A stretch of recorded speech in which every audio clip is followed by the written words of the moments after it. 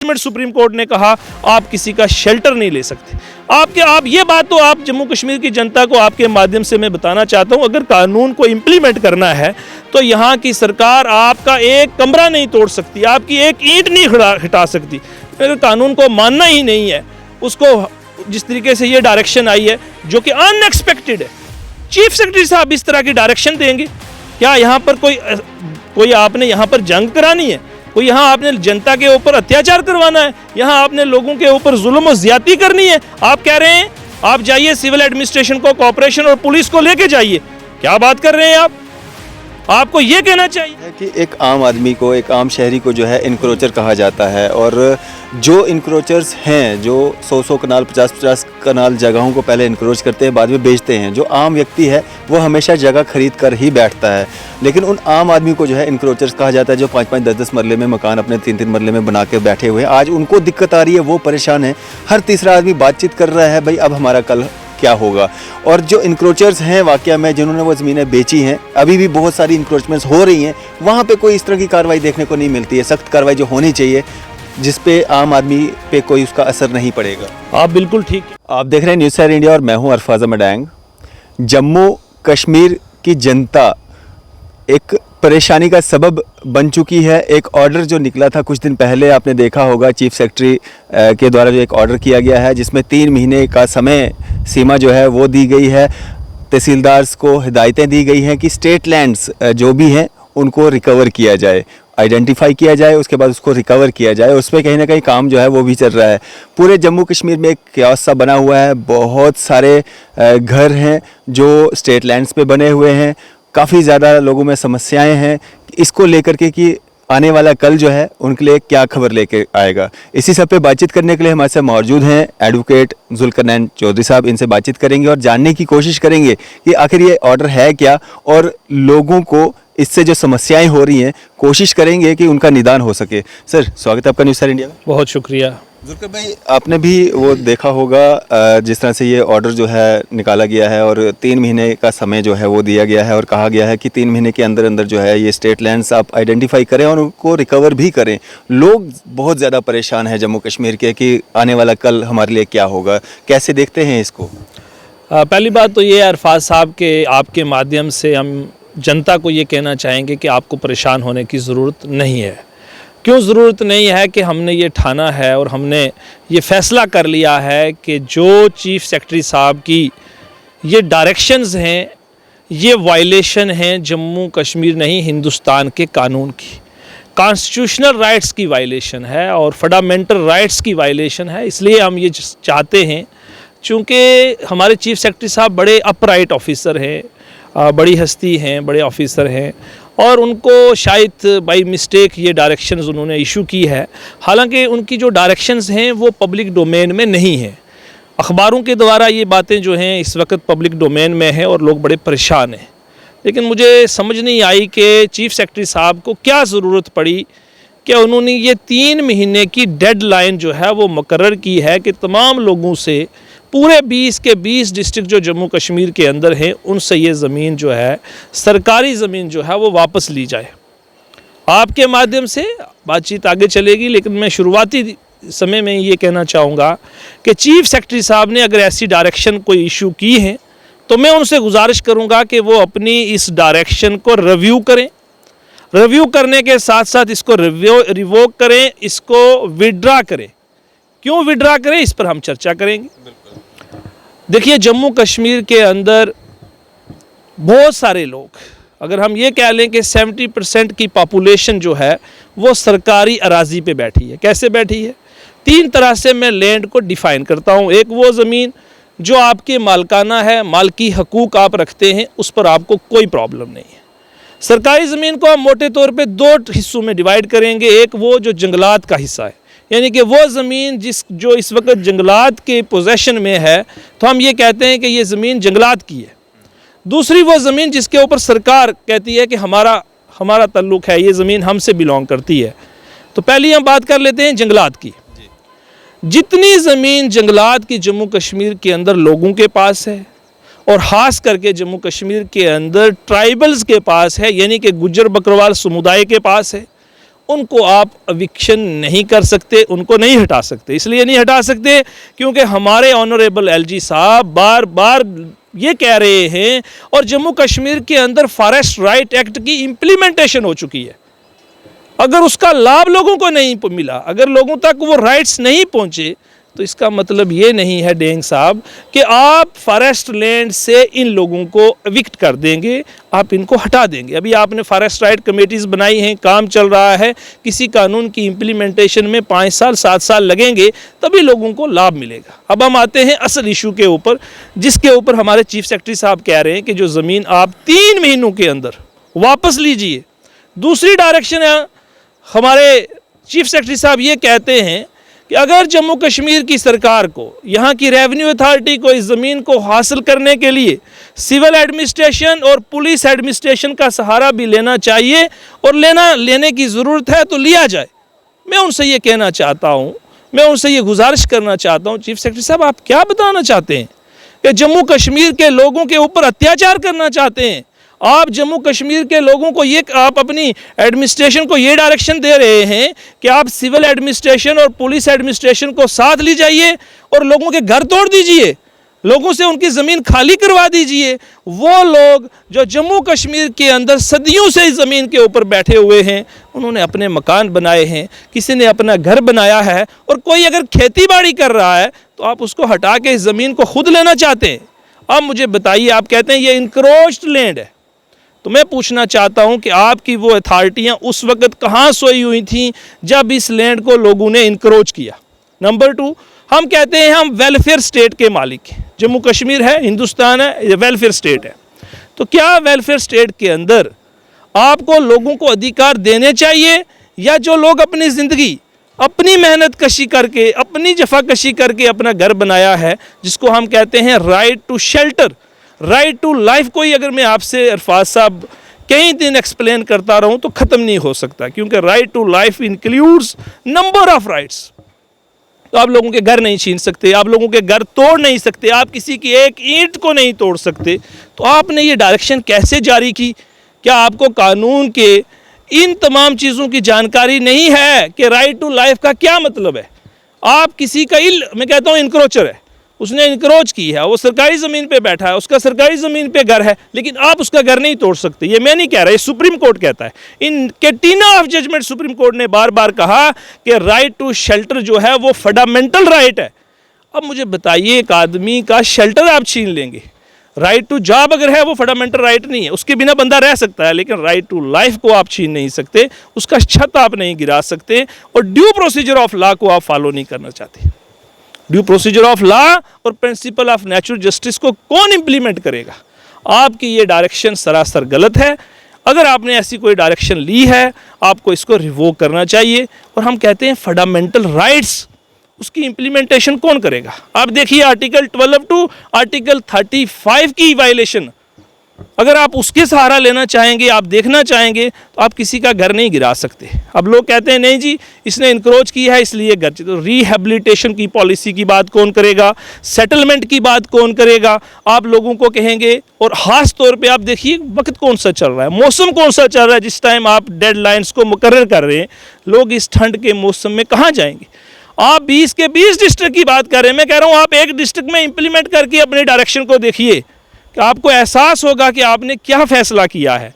आप जम्मू कश्मीर के अंदर लोग इस वक्त कितनी समस्याओं से उलझ रहे हैं, और जहां हम जम्मू की बात करते हैं, हम कश्मीर स्मार्ट सिटी की बात कर रहे हैं, सरकार का कर्तव्य बनता था कि जम्मू और कश्मीर के अंदर लोगों को हाउसिंग प्रोवाइड कीजिए, लेकिन हाउसिंग जम्मू कश्मीर के अंदर अरफाज साहब प्रोवाइड नहीं हो सकी। हमारे यहाँ Jammu development authority housing provide करता है, हमारे यहाँ J&K हाउसिंग बोर्ड जो है वो हाउसिंग प्रोवाइड करता है, लेकिन आप मुझे बताइए पिछले 10 सालों का ही अगर आप डेटा निकाल के देखेंगे तो कितनी नई कॉलोनी जम्मू कश्मीर के अंदर एस्टेब्लिश हुई। किसके लिए एस्टेब्लिश करनी है? पब्लिक के लिए। बड़ी खूबसूरत बात आगे फिर कहते हैं चीफ सेक्रेटरी साहब कि हम इस ज़मीन को हासिल करने के बाद यहाँ बड़ी बड़ी इंडस्ट्रियाँ बनाएंगे, यहाँ हॉस्पिटल बनाएंगे, यहाँ हम इंस्टीट्यूशन बनाना चाहते हैं, यहाँ हम कॉलेजेस बनाना चाहते हैं। किसके लिए? जनता के लिए, पब्लिक के लिए। तो पहले पब्लिक को आप उनको घर से बेघर करेंगे और फिर आप उन्हीं लोगों के लिए यहाँ हॉस्पिटल खड़ा करना चाहते हैं। ये कहाँ का इंसाफ है? ये कहाँ की अक्लमंदी है, ये हम पूछना चाहते हैं। तो लोगों को डरने की ज़रूरत नहीं, लोगों को अपनी लड़ाई खुद लड़नी पड़ेगी, लेकिन लोगों से ये ज़मीन वापस नहीं ली जा सकती। और दूसरी बात, चीफ सेक्रेटरी साहब यहाँ पर ये आदेश जारी कर रहे हैं, और हमारी जम्मू कश्मीर गवर्नमेंट का सुप्रीम कोर्ट में क्या स्टैंड है। देखिए, एक तो वो लैंड है जो रोशनी के तहत लोगों को यहाँ पर अधिकार मिले थे, हकूक़ मिले थे, वो ज़मीन है। उस केस के अंदर जो है रोशनी कानून को null and void ultra vires declare किया हमारे उच्च न्यायालय जम्मू कश्मीर ने। तो लोगों ने उस उच्च न्यायालय के डबल बेंच के फैसले को सुप्रीम कोर्ट में चैलेंज किया। मीनवाइल जम्मू कश्मीर की वही सरकार जो जम्मू कश्मीर के उच्च न्यायालय में अपने कानून को प्रोटेक्ट करवाने में, अपने कानून को सेव करवाने में फेल हो गई। जम्मू कश्मीर के अंदर पूरी दुनिया, पूरे जम्मू कश्मीर को पता है कि अपनी जम्मू कश्मीर की सरकार रोशनी कानून जो जम्मू कश्मीर की सरकार ने बनाया था उसको प्रोटेक्ट करवाने में फेल साबित हुई जम्मू हाई कोर्ट के अंदर। तो लोगों ने जम्मू कश्मीर के उच्च न्यायालय के फैसले को सुप्रीम कोर्ट में चैलेंज किया। जब सुप्रीम कोर्ट में पब्लिक ने इस जजमेंट को चैलेंज किया तो मीनवाइल जम्मू कश्मीर की सरकार ने खुद ब खुद जम्मू कश्मीर के अंदर उस रोशनी कानून की जजमेंट को रिव्यू पिटीशन में चैलेंज किया। और क्या कहा हम जम्मू कश्मीर के लोगों के लिए, जिन तमाम लोगों को रोशनी कानून के बेनिफिट मिले हैं, जिस जजमेंट को आज आपने नल एंड वाइड डिक्लेयर किया है, अल्ट्रा वायरस डिक्लेयर किया है, इसके ऊपर हम एक नई पॉलिसी फ्रेम करना चाहते हैं। हमें मौका दिया जाए, हम लोगों के लिए लाज बनाना चाहते हैं कि वो लोग जिनको रोशनी का बेनिफिट मिला था उन तमाम लोगों के लिए हम नया कानून बनाएंगे। अगर ये कानून ख़त्म हो गया, कोई पॉलिसी फ्रेम करेंगे। फिर देखिए, इसके बाद हमारे जम्मू कश्मीर को रिप्रेजेंट करने वाले जो additional solicitor general of India हैं मिस्टर तुषार मेहता जी ने सुप्रीम कोर्ट में स्टेटमेंट दिया, apex court of the country statement दिया। और हमारे चीफ सेक्रेटरी साहब यहाँ दूसरी बात कह रहे हैं, वो वहाँ ये कह रहे हैं कि रोशनी कानून के तहत जितनी ज़मीन लोगों के पास है हम उसमें से किसी से भी एविक्शन नहीं करेंगे।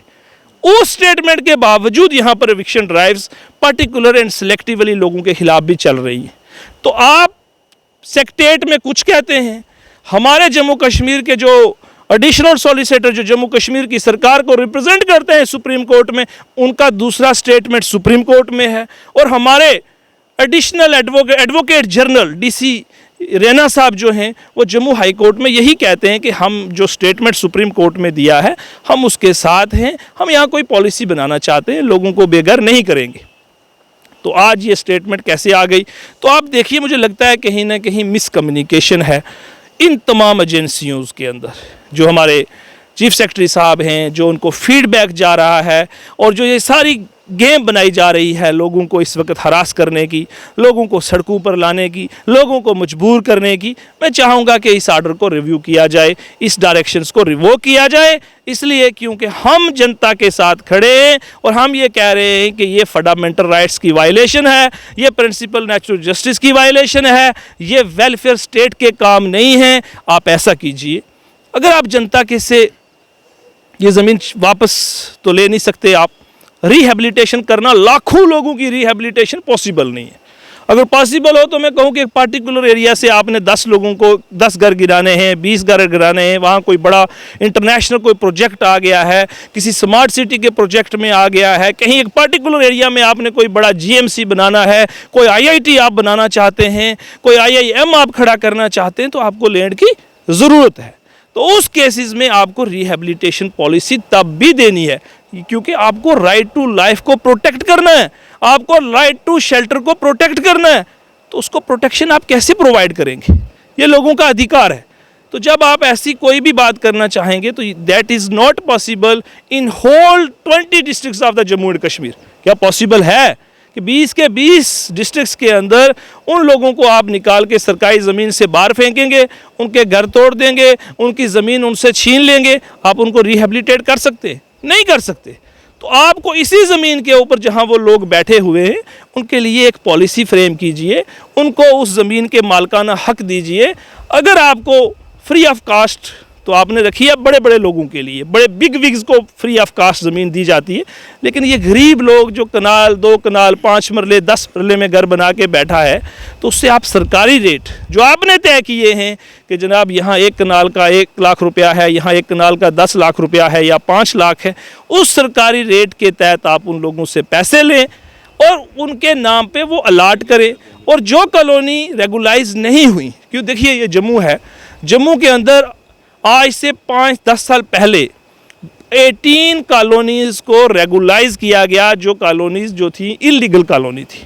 उस रेगुलाइज पॉलिसी के मुताबिक ये जो आज की डेट में लोग पूरे जम्मू कश्मीर के अंदर बसते हैं, सरकारी ज़मीन के ऊपर जिन लोगों के घर हैं या जिन लोगों के पास सरकारी अराजी है, उन लोगों को उसी पॉलिसी के तहत भी आप रेगुलाइज करिए और उनको उस ज़मीन के ऊपर अधिकार दिए जाएं, ताकि आए दिन आपकी अथॉरिटी के लोग जो ग्रास रूट लेवल पे लोगों को हरास करते हैं, जो आकर कहते हैं कि अपना दिखाइए कागज़ कहाँ है, आपका म्यूटेशन कहाँ है, ये सारी चीज़ें ख़त्म हो पाएँ और लोगों की हरासमेंट बंद हो। अल्टीमेटली सरकार किसके लिए है अरफाज साहब? आम जनता के। सरकार के ये लोग कौन है? सर्वेंट। IAS ऑफिसर हो कोई, चाहे वो PN हो, every official is a government servant. कोई कॉन्स्टिट्यूशनल पोस्ट पर तो नहीं ना आप बैठे, आप चाहे IPS हैं चाहे IAS हैं, आपकी डेफिनेशन है you are a public servant. Every person जो सैलरी ले रहा है वो पब्लिक सर्वेंट है और पब्लिक के लिए सरकार होती है। सरकार किसके लिए है? स्टेट किससे से है? लोगों से। आप अगर जनता को इस ज़मीन से उठाना चाहते हैं, इससे एविक्शन करना चाहते हैं, तो क्या स्पेस में आपने उनके लिए कोई जगह ढूंढी है? क्या अगर वो लोग कहाँ जाएंगे वो लोग? आप मुझे बताइए। आप जिस आदमी के पास मालकियत ज़मीन नहीं है, उसने मजबूरी में सरकारी ज़मीन खरीदी, उसके ऊपर उसने अपना घर बनाया, उसके ऊपर वो खेती बाड़ी करना चाहता है, तो अगर आप आदमियों को ज़मीन से उखाड़ना चाहेंगे तो उनको कहाँ फेंकना चाहते हैं? वो कहाँ जाएँ? मुझे इस बात का जवाब दीजिए। सबसे बड़ी बात यह है कि एक आम आदमी को, एक आम शहरी को जो है इनक्रोचर कहा जाता है, और जो इनक्रोचर्स हैं, जो 100-100 कनाल 50-50 कनाल जगहों को पहले इनक्रोच करते हैं, बाद में बेचते हैं, जो आम व्यक्ति है वो हमेशा जगह खरीद कर ही बैठता है। लेकिन उन आम आदमी को जो है इनक्रोचर्स कहा जाता है, जो 5-5 10-10 मरले में मकान अपने 3-3 मरले में बना के बैठे हुए हैं। आज उनको दिक्कत आ रही है, वो परेशान है। हर तीसरा आदमी बातचीत कर रहा है, भाई अब हमारा कल क्या होगा। और जो इंक्रोचर्स हैं वाकया में, जिन्होंने वो ज़मीनें बेची हैं, अभी भी बहुत सारी इंक्रोचमेंट्स हो रही हैं, वहाँ पे कोई इस तरह की कार्रवाई देखने को नहीं मिलती है। सख्त कार्रवाई जो होनी चाहिए, जिस पे आम आदमी पे कोई उसका असर नहीं पड़ेगा। आप बिल्कुल ठीक कह रहे हैं। जो आदमी डोडा से आया है, जो आदमी बारामूला से आया है, जो आदमी पुंछ से आया है, जो कठुआ से आया है, जो सांबा से आया है, वो अगर आके जम्मू में 5 मरले ज़मीन 10 मरले ज़मीन, कोई इंक्रोचमेंट नहीं की, उसने परचेज़ की है। जो बड़ा प्रॉपर्टी डीलर, जो इंक्रोचर यहाँ 100 कनाल 200 कनाल वाला बैठा है, उसने कॉलोनी काटी है, वो शेयर जो है वो सब तक पहुँच रहा है। ये बताने की ज़रूरत नहीं है। हर डिपार्टमेंट को पैसा दिया जा रहा है। वो एक मिली गुली जो है ना, आपस में संडी गंडी जो चल रही है, उसके मुताबिक वो सारा कारोबार होता है। अब वो 10 मरले इसलिए यहाँ खरीदता है क्योंकि उसको कहीं पर हाउसिंग से कॉलोनी का प्लॉट नहीं मिल रहा, उसको JDA का प्लॉट नहीं मिल रहा, इसलिए वो मजबूरी में अपना ठिकाना बनाने के लिए, अपना सर छुपाने के लिए, अपने राइट टू शेल्टर के लिए यहाँ पर वो सरकारी 10 मरले या 1 कनाल ज़मीन का प्लाट खरीदता है एज़ पर हिज कैपेसिटी। लेकिन आप उन लोगों के खिलाफ कोई कार्रवाई नहीं करेंगे। हमने जिन लोगों के लिए, उच्च न्यायालय जम्मू कश्मीर के हाई कोर्ट ने कहा कि इन आइडेंटिफाइड इंक्रोचर्स को आप बाहर निकालिए, उनके खिलाफ आप कार्रवाई नहीं करना चाहते। हम आपको डिटेल देते हैं, डिटेल आपके पास ऑलरेडी है। यहाँ पर 20 से 25 होटल सरकारी ज़मीन के ऊपर है। यहाँ बड़े बड़े मीडिया हाउसेज जो हैं वो सरकारी ज़मीन के ऊपर हैं, और उसके अलावा यहाँ बड़े बड़े बैंकेट हॉल सरकारी ज़मीन के ऊपर हैं। यहाँ बड़ी बड़ी इंडस्ट्री जो है वो सरकारी ज़मीन के ऊपर है। उनके खिलाफ कोई कार्रवाई नहीं। कार्रवाई किसके खिलाफ करनी है कि 20 के 20 डिस्ट्रिक्ट के अंदर आम जनता के खिलाफ कार्रवाई हो रही है। ये जो बड़े लोग हैं, इन्फ्लुएंशियल लोग हैं, चाहे वो कश्मीर के अंदर हैं चाहे वो जम्मू के अंदर हैं, उनके खिलाफ कोई कार्रवाई नहीं। मज़ा तो तब आता कि यही हमारे चीफ सेक्रेटरी साहब ये डायरेक्शन पास करते कि हमने गरीब लोगों से, हमने आम जनता के ऊपर कोई अत्याचार नहीं करना, उनसे कोई ज़मीन वापस नहीं ली जाएगी, उनको हम राइट्स देने जा रहे हैं, हम उनके लिए पॉलिसी फ्रेम करने जा रहे हैं। और वो डिविज़नल कमिश्नर श्रीनगर को, डिविज़नल कमिश्नर जम्मू को ये डायरेक्शन देते कि इन लोगों के खिलाफ आपने कोई अत्याचार नहीं करना, इनके खिलाफ कोई कार्रवाई नहीं करना, इन लोगों को आपने तंग नहीं करना। और ये कहते कि जिनमें हाई कोर्ट के आर्डर्स आ चुके हैं, जिन केसेस में सुप्रीम हाई कोर्ट की की जजमेंट्स आ चुकी हैं, जो यहाँ पर बड़े बड़े मैंने आपको होटल गिनवाए, मीडिया हाउस गिनवाए, और उसके अलावा अरफाज साहब लाखों रुपए की नहीं अरबों रुपए की ज़मीन यही जम्मू शहर में हमने चीख चीख के कहा, मार्बल मार्केट के अंदर 5 कनाल का प्लाट फ्री ऑफ कास्ट दे दिया गया। अब ये कहेंगे भाई किसको फ्री ऑफ कास्ट दिया, जिसको नहीं पता वो भी सुन ले। हमारे जो बलवंत ठाकुर साहब हैं उनको मार्बल मार्केट के अंदर 5 कनाल जेडीए की अराजी फ्री ऑफ कास्ट अलाट कर दी गई।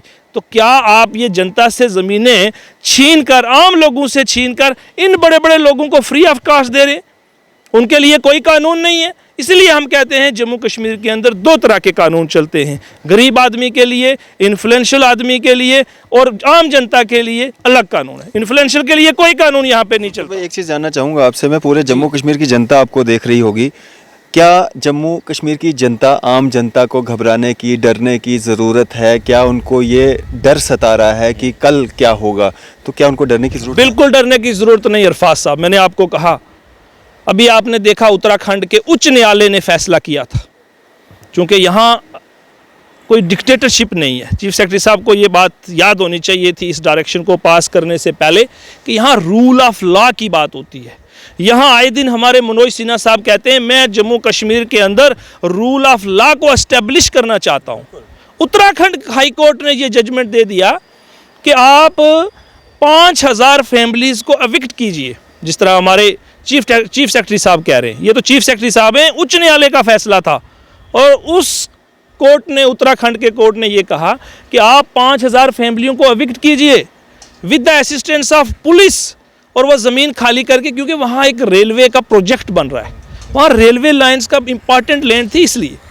लेकिन उन लोगों ने अपनी लड़ाई लड़ी, जो लड़ाई जम्मू कश्मीर की जनता को दुख और परेशान में से बाहर निकल के अपनी जदोजहद, अपनी लड़ाई खुद लड़नी चाहिए। लाइक उत्तराखंड के जो हाल्डवानी केस में हुआ है, वैसे ये फैसला लेने के बाद 7 दिन का टाइम दिया गया कि 7 दिन के अंदर ये पूरी ज़मीन खाली कर दीजिए, आपकी बस्ती की बस्ती यहाँ ख़त्म हो जाएगी, और हमने यहाँ पर रेलवे का प्रोजेक्ट बनाना है। ये हाई कोर्ट का फैसला सुप्रीम कोर्ट में चैलेंज किया गया।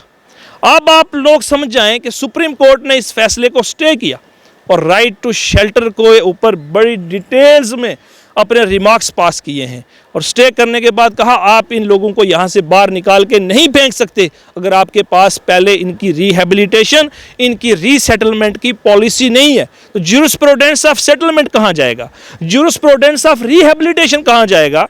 तो वहाँ पर भी स्टे कर दिया गया है।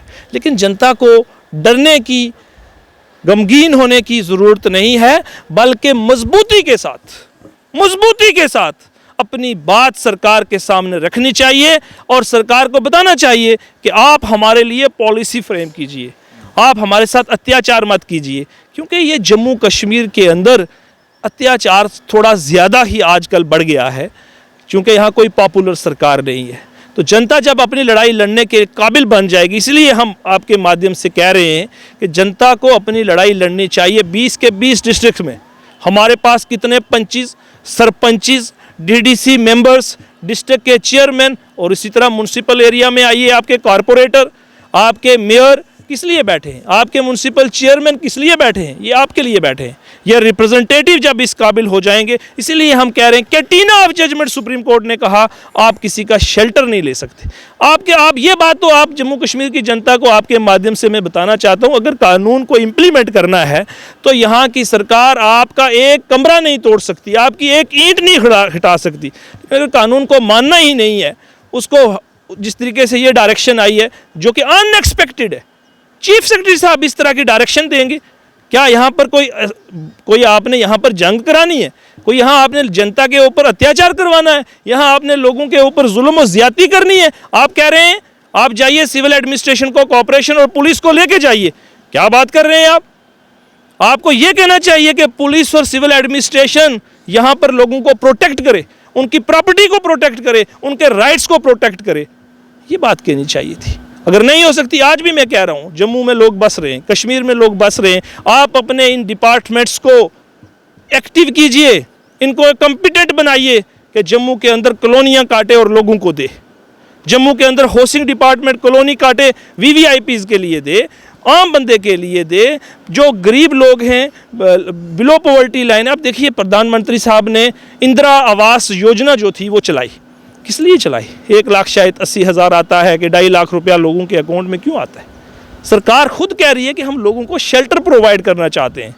जहाँ ज़मीन नहीं है वहाँ ज़मीन दी जाती है, जहाँ घर नहीं है उनको घर बना के खुद सरकार दे रही है। दूसरी तरफ सरकार कह रही है जो लोगों के अपने घर बने हुए हैं वो उनसे छीन लो, वो उनसे, ये मतलब आप समझ सकते हैं कि सरकार करना क्या चाहती है। दिल्ली के अंदर अगर आप देखेंगे, इतना बड़ा सिटी है, मेट्रोपॉलिटन सिटी है, जिसके अंदर हज़ारों की, मैं कहता हूँ एक मेट्रो स्टेशन पे हम दिल्ली में खड़े हो जाते हैं, जितनी जनता मैं एक मेट्रो स्टेशन पे देखता हूँ इतनी तो पूरे जम्मू की पूरे दिन में, एक दिन में बाहर निकलती है, जो एक मेट्रो पे है। इतनी बड़ी पॉपुलेशन, कभी आपने देखे ऐसे हालात?